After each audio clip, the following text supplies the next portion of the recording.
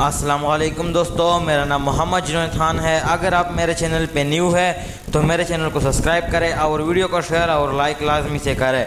शुक्रिया दोस्तों 1836 यानी 1836 में एक आदमी जॉन एडम लैम्प जर्मनी से अमेरिका अपनी फैमिली के साथ शिफ्ट हो गया। इसने अमेरिका के शहर सेंट लुई में एक ग्रोसरी स्टोर खोल लिया। कुछ अरसे के बाद इसने विनेगर यानी सिरका भी बनाकर बेचना शुरू कर दिया। दोस्तों सिर्फ 4 साल के बाद एडम ने बहुत तरक्की कर ली। ये आदमी पूरे अमेरिका में सिरका सप्लाई करना शुरू हो गया था। एडम काफी अमीर हो गया था। 1862 में एडम की मौत हो गई थी। इसकी मौत के बाद इसके बेटे विलियम ने इसका कारोबार संभाल लिया। दोस्तों 6 साल के बाद 1868 में विलियम ने अपनी बीवी जूलिया के लिए एक खूबसूरत और आलीशान घर खरीद लिया। इस घर का नाम लैम्प मैंशन रख दिया गया। ये आलीशान महल नुमा घर 1860s में तामीर हुआ था।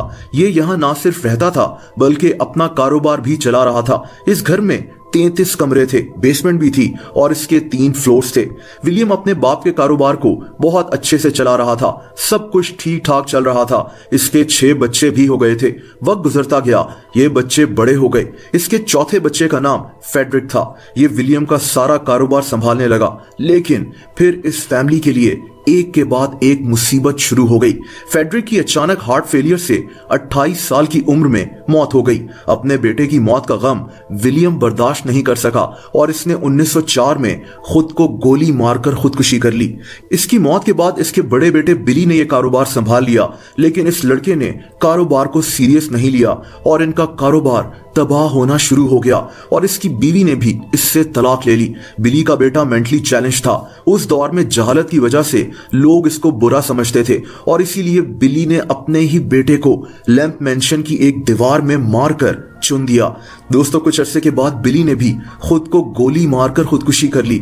यूं लैम्प मैंशन में होने वाली ये चौथी मौत और दूसरी खुदकुशी थी।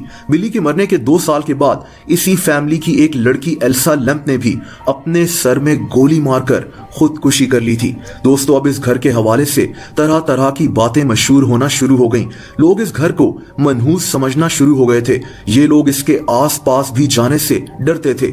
लोग कहते थे कि इन्हें इस घर की खिड़की में अजीब तरह के चेहरे नजर आते हैं। इस घर में रहने वाली लैम्प फैमिली डर के मारे ये घर छोड़ गई और यूं ये घर वीरान पड़ गया। लोग इस घर से और भी खौफजदा हो गए थे। कोई इस घर के पास भी जाने से डरता था। लेकिन दोस्तों 1929 में इस घर का एक और बच्चा चार्ल्स लैम्प अपनी बीवी और 2 कुत्तों के साथ यहां दोबारा शिफ्ट हो गया और भयानक वाकयात का सिलसिला फिर से शुरू हो गया। चार्ल्स ने पहले अपने कुत्ते को गोली मारकर कत्ल किया और फिर अपने सर में गोली मारकर खुदकुशी कर ली। यूं इस घर में खुदकुशियों का सिलसिला नहीं रुक सका। दोस्तों ये घर उसके बाद खाली हो गया था, लेकिन इस घर से लोगों को खौफ आने लगा। एक वीरान पड़े हुए बंगले से लोगों को बच्चों की आवाजें आती थीं। खिड़कियों से बच्चों के चेहरे नजर आना यहां आम सी बात थी। दोस्तों 1949 में इस घर को एक हॉस्टल बना दिया गया था, लेकिन बहुत जल्द यहां रहने वाले स्टूडेंट्स खौफ के मारे ये घर छोड़ना शुरू हो गए। इनको एक बच्चा नजर आता था जो इनसे कहता था कि मेरे साथ खेलो। लोगों को यहां ऐसा फील होता था जैसे इनका जिस्म जल रहा हो। दरवाजों का खुद ब खुद बजना या फिर अजीब किस्म की आवाजें। ये घर इतना खौफनाक हो गया था कि 1975 में इस हॉस्टल को भी बंद करना पड़ गया। आज इस जगह एक रेस्टोरेंट बन चुका है, लेकिन आज भी लोग यहां जाने से डरते हैं।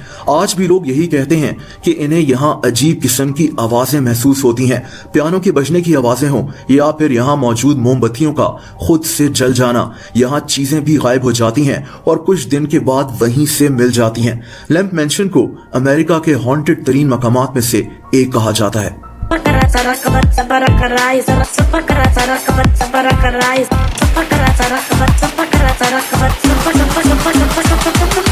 Please subscribe to my YouTube channel. Whatever. Okay, thank you.